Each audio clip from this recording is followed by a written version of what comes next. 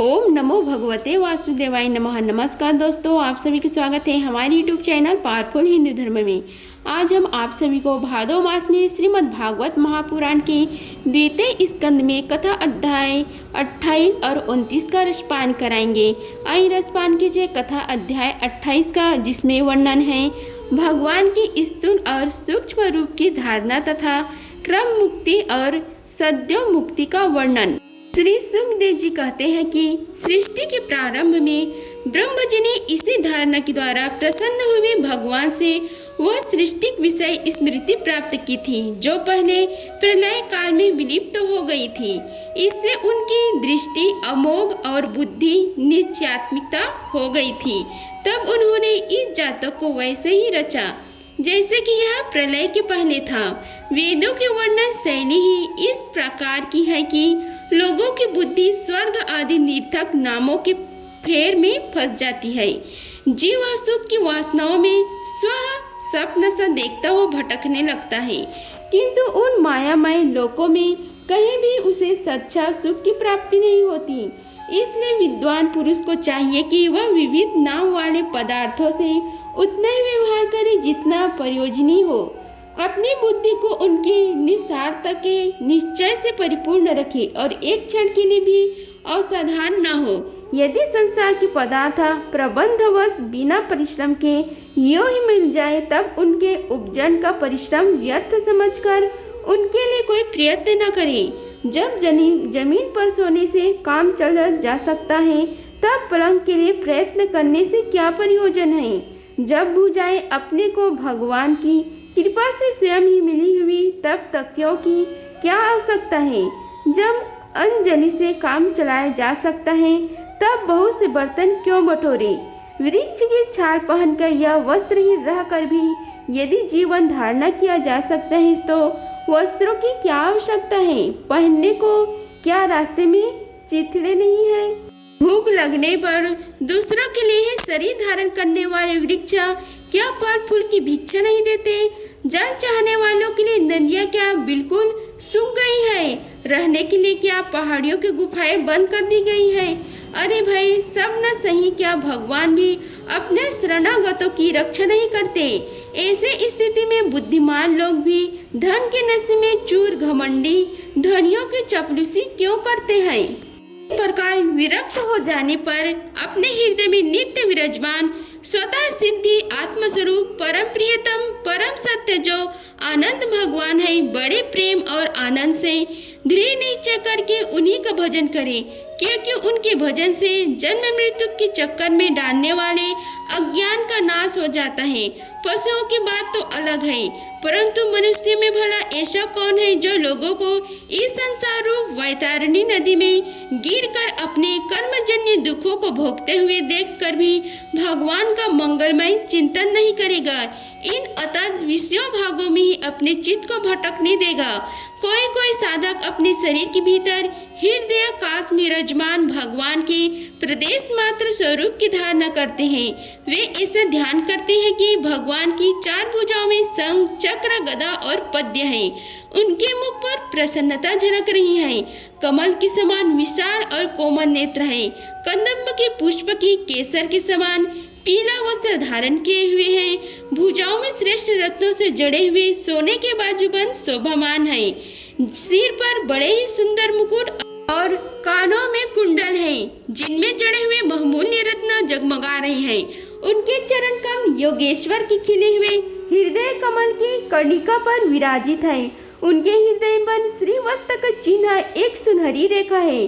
गले में कस्तूरमणि लटक रही है। वक्ष स्तर कभी न कुम्हालने वाली वनमाला से घिरा हुआ है। वे कमर में करधनी, अंगुलियों में बहुमूल्य अंगूठी, चरणों में नुपुर और हाथों में कंगन आदि आभूषण धारण किए हुए हैं। उनके बालों की लटें बहुत चिकनी, निर्मल, घुंघराली और नीली हैं। उनका मुख कमल मंद मंद मुस्कान लिए खिले रहे हैं। लीलापूर्ण उन्मत्त हास्य और चितवंशी शोभायमान भावों के द्वारा वे भक्त जनों पर अनंत अनुग्रह की वर्षा कर रहे हैं। जब तक मन इस धारणा के द्वारा स्थिर न हो जाए, तब तक बार बार इस चिंतन स्वरूप भगवान को देखते रहने की चेष्टा करनी चाहिए। भगवान के चरण कमलों से लेकर उनके मुस्कान युक्त मुख कमल पर्यंत समस्त अंगों की एक एक करके बुद्धि के द्वारा धारण करना चाहिए। जैसे जैसे बुद्धि शुद्ध होती जाएगी वैसे वैसे चित्त स्थिर होता जाएगा। जब एक अंग का ध्यान ठीक ठीक होने लगे तब उसे छोड़कर दूसरे अंग का ध्यान करना चाहिए। ये विश्वेश्वर भगवान दृश्य नहीं दृष्टा है। सगुण निर्गुण सब कुछ इन्हीं का स्वरूप है। जब तक इनमें अन्यन प्रेममय भक्ति योग न हो जाए तब तक साधकों को नित्य नौमिक कर्मों के बाद एकाग्रता से भगवान के उपयुक्त स्थूल स्वरूप का ही चिंतन करना चाहिए। हे परीक्षित, जब योगी पुरुष इस मनुष्य लोक को छोड़ना चाहे तब देश और काल में मन को लगाए। सुखपूर्वक स्थिर आसन में बैठकर प्राणों को जीतकर मन से इंद्रियों का संयम करें। तदंतर अपनी निर्मल बुद्धि से मन को नियमित करके मन के साथ बुद्धि को क्षेत्र में और क्षेत्र को अंतर आत्मा में लीन कर दे। फिर अंतर आत्मा को परमात्मा में लीन करके धीर पुरुष उस परम शांतिमय अवस्था में स्थित हो जाए।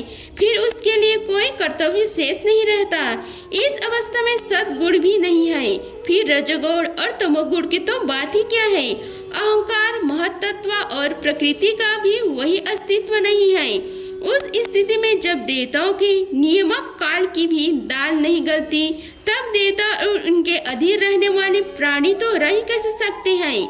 योगी लोग यह नहीं इस प्रकार परमात्मा से भिन्न पदार्थों का त्याग करना चाहते हैं और शरीर तथा उसके संबंध पदार्थ में आत्मा बुद्धि का त्याग करके हृदय द्वार पद पद पर भगवान के जिस परम पूज्य स्वरूप का आलिंगन करते हुए अन्यन प्रेम से परिपूर्ण रहते हैं वही भगवान विष्णु का परम पद है। इस विषय में समस्त शास्त्रों की सहमति है। ज्ञान दृष्टि के बल से जिसके चित्त की वासना नष्ट हो गई है उस ब्रह्मनिष्ठ योगी को इस प्रकार अपने शरीर के त्याग करनी चाहिए।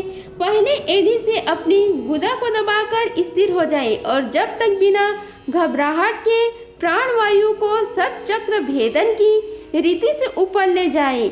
मनुष्य योगी को चाहिए कि नाभि चक्र मणिपुर के में स्थित वायु को हृदय चक्र अनाहत में, वहां से उदान वायु के द्वारा वक्ष स्थल के ऊपर विशुद्ध चक्र में, फिर उस वायु को धीरे धीरे तालु मूल में विशुद्ध चक्र के अग्रभाग में चढ़ा दे।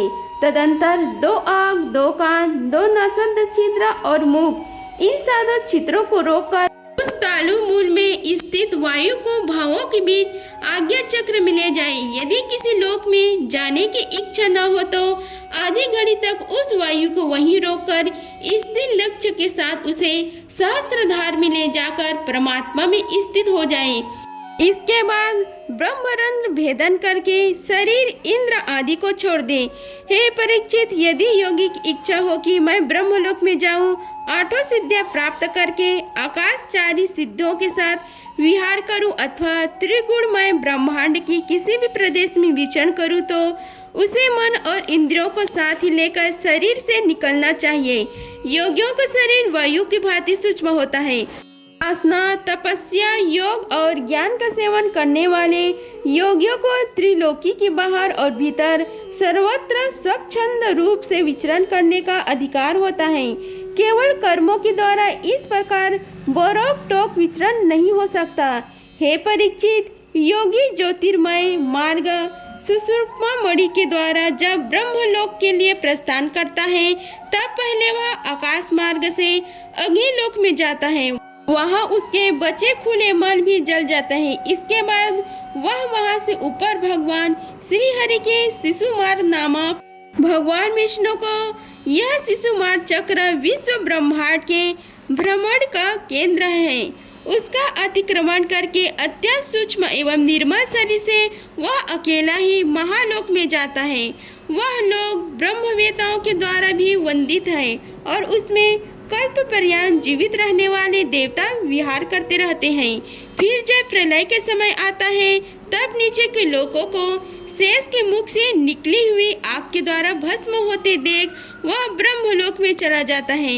जिस ब्रह्मलोक में बड़े बड़े सिद्धेश्वर विमानों पर निवास करते हैं उस ब्रह्मलोक की आयु ब्रह्म की आयु के समान ही 2 परार्ध की है।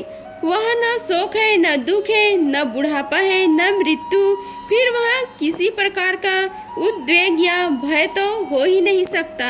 वहाँ यदि दुख है तो केवल एक बात का, वह यही है कि इस परम पद को न जानने वाले लोगों के जन्म मृत्यु में अनंत घोर संकटों को देखकर दयावश वहाँ के लोगों के मन में बड़ी व्यथा होती है। सत्यलोक में पहुँचने के पश्चात वह योगी निर्भय होकर अपने सूक्ष्म शरीर को पृथ्वी से मिला देता है और फिर उतावली न करते हुए 7 आवरणों का भेदन करता है। पृथ्वी रूप से जल को और जल रूप से अग्निमय आवरणों को प्राप्त होकर वह ज्योतिमय रूप से वायु रूप आवरण में आ जाता है और वहाँ से समय पर ब्रह्म की अनंत का बोध कराने वाले आकाश रूप आवरण को प्राप्त करता है। इस प्रकार स्थूल आवरणों को पार करते समय उसकी इंद्रियां भी अपने सूक्ष्म अधिष्ठान में लीन होती जाती है। घड़ेन्द्रियां गंध मात्र में, रसना रसंत मात्र में, नेत्र रूप तंत्र मात्र में, त्वचा स्पर्श तंत्र मात्र से, स्रोत शब्द तंत्र मात्र में और कर्म इंद्रियां अपनी अपनी क्रिया शक्ति में मिलकर अपने अपने सूक्ष्म स्वरूप को प्राप्त हो जाती है। इस प्रकार योगी पंचभूतों के स्थिर सूक्ष्म आवरणों को पार करके अहंकार में प्रवेश करता है। वह सूक्ष्म भूतों को तामस अहंकार में, इंद्रियों को राजस अहंकारों में तथा मन और इंद्र आदि को अधिष्ठाता देवताओं को सात्विक अहंकार में लीन कर देता है। इसके बाद अहंकार के सहित लय रूप गति के द्वारा महातत्व में प्रवेश करके अंत में समस्त गुणों के लय स्थान प्रकृति रूप आवरण में जा मिलता है।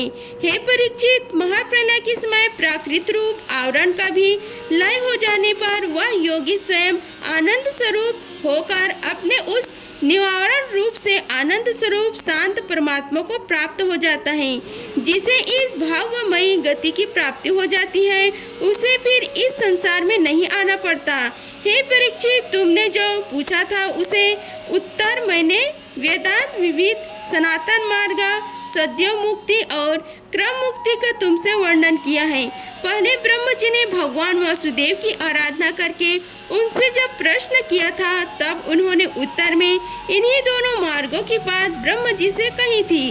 संसार चक्र में पड़े हुए मनुष्य के लिए इस साधना के द्वारा उसे भगवान श्री कृष्ण के अन्य प्रेममयी भक्ति प्राप्त हो जाए, उसके अतिरिक्त और कोई भी कल्याणकारी मार्ग नहीं है। भगवान ब्रह्म ने एकाग्र चित्त से सारे वेदों का 3 बार अनुशीलन करके अपनी बुद्धि से यही निश्चय किया कि जिससे सर्व आत्मा भगवान श्री कृष्ण के प्रति अन्य प्रेम प्राप्त हो वही सर्वश्रेष्ठ धर्म है। समस्त चर अचर प्राणियों में उनके आत्म रूप से भगवान श्री कृष्ण ही लक्षित होते हैं, क्योंकि ये बुद्धि आदि दृश्य पदार्थ उनका अनुमान कराने वाले लक्षण हैं। वे इन सब की साक्षी एकमात्र दृष्टा हैं। हे परीक्षित, इसलिए मनुष्य को चाहिए कि सब समय और सभी स्थितियों में अपनी संपूर्ण शक्ति से भगवान श्री हरि ही श्रवण कीर्तन और स्मरण करें। हे राजन, संत पुरुष आत्मस्वरूप भगवान की कथा का मधुर अमृत बांटते ही रहते हैं। जो अपने कानों के दोनों में भर भर कर उनका पान करते हैं, उनके हृदय में विषयों का वैशैला प्रभाव जाता रहता है, वह शुद्ध हो जाता है और वे भगवान श्री कृष्ण के चरण कमलों की सानिध्य प्राप्त कर लेते हैं। श्री भागवत महापुराण कथा अध्याय 28 का समाप्त हुआ। आइए रसपान कीजिए कथा अध्याय 29 का, जिसमें वर्णन है कामनाओं के अनुसार विभिन्न देवताओं की उपासना तथा भागवत भक्ति के प्राधान्य का निरूपण। सुखदेव जी ने कहा, हे परीक्षित, तुमने मुझसे जो पूछा था कि मरते समय बुद्धिमान मनुष्य को क्या करना चाहिए, उसका उत्तर मैंने तुम्हें दे दिया। जो ब्रह्म तेज का इच्छुक हो वह बृहस्पति की, जिसे इंद्रियों की विशेष शक्ति की कामना हो वह इंद्र की, और जिसे संतान की लालसा हो वह प्रजापतियों की उपासना करे। जिसे लक्ष्मी चाहिए वह माया देवी की, जिसे तेज चाहिए वह अग्नि की, जिसे धन चाहिए वह वसुओं की, और जिस प्रभावशाली पुरुष को वीरता की चाह हो उसे रुद्रों की उपासना करनी चाहिए। जिसे बहुत अन्न प्राप्त करने की इच्छा हो वह अदिति का, जिसे स्वर्ग की कामना हो वह अदिति के पुत्र का, देवताओं का जिसे राज्य की अभिलाषा हो वह विश्व देवों को, और जो प्रजा को अपने अनुकूल बनाने की इच्छा रखता हो उसे साध्य देवताओं का आराधना करना चाहिए। आयु की इच्छा से अश्विन कुमारों का, पुष्टि की इच्छा से पृथ्वी का, और प्रतिष्ठा की चाह हो तो लोक माता पृथ्वी और आद्य आकाश का सेवन करना चाहिए। सौंदर्य की चाह से गंधर्वों की, पत्नी की प्राप्ति के लिए उर्वशी अप्सरा की, और सबका स्वामी बनने के लिए ब्रह्म की आराधना करनी चाहिए। जिसे यश की इच्छा हो वह यज्ञ पुरुष की, जिसे खाने की लालसा हो वह वरुण की, विद्या प्राप्ति करने की आकांक्षा हो तो भगवान शंकर की, और पति पत्नी में परस्पर प्रेम बनाए रखने के लिए पार्वती जी की उपासना करना चाहिए। धर्म उपार्जन करने के लिए श्री हरि विष्णु भगवान की, वंश परंपरा की रक्षा के लिए पितरों की, बाधाओं से बचने के लिए यक्षों की, और बलवान होने के लिए मधुर गणों की आराधना करनी चाहिए। राज्य के लिए मनवंतरों के अधिपति देवों को, अभिचार के लिए निरीतियों को, भोगों के लिए चंद्रमा को, और निष्कामता प्राप्त करने के लिए परम पुरुष नारायण को भजना चाहिए। और जो बुद्धिमान पुरुष है वह चाहे निष्काम हो, समस्त कामनाओं से युक्त हो अथवा मोक्ष चाहता हो, उसे तो तीव्र भक्ति योग के द्वारा केवल पुरुषोत्तम भगवान की ही आराधना करनी चाहिए। जितने भी उपासक हैं उनका सबसे बड़ा हित इसी में है कि वे भगवान के प्रेमी भक्तों का संग करके भगवान में अविचल प्रेम प्राप्त कर लें।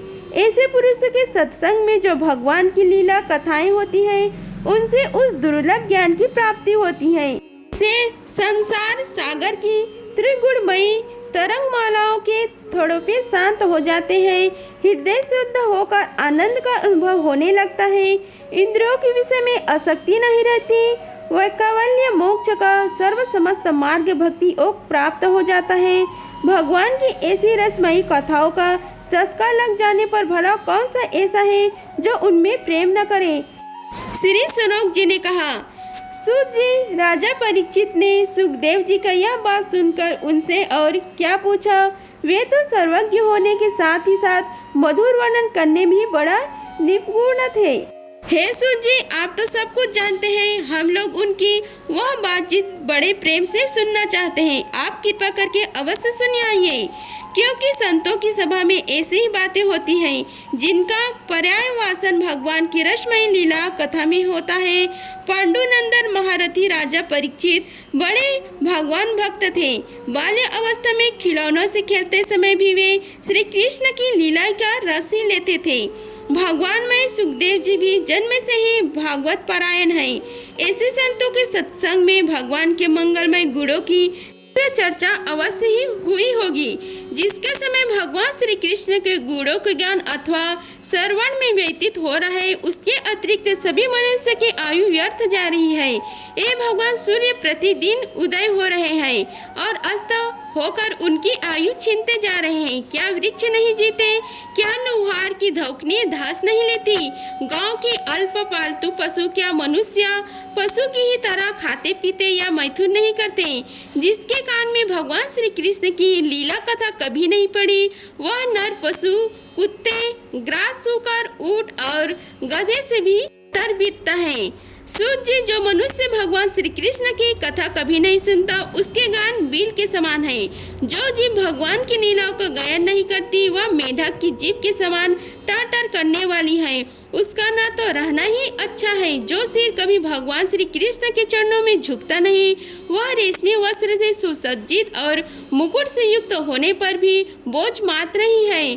जो हाथ भगवान की सेवा पूजा नहीं करते, वे सोने के कंगन से सुशोभित होने पर भी मुर्दे के हाथ हैं। जो आंखें भगवान की याद दिलाने वाली मूर्ति, तीर्थ, नदी आदि का दर्शन नहीं करती, वे मोरों की पंख बने हुए आंखों के चिन्ह के समान निरर्थक है।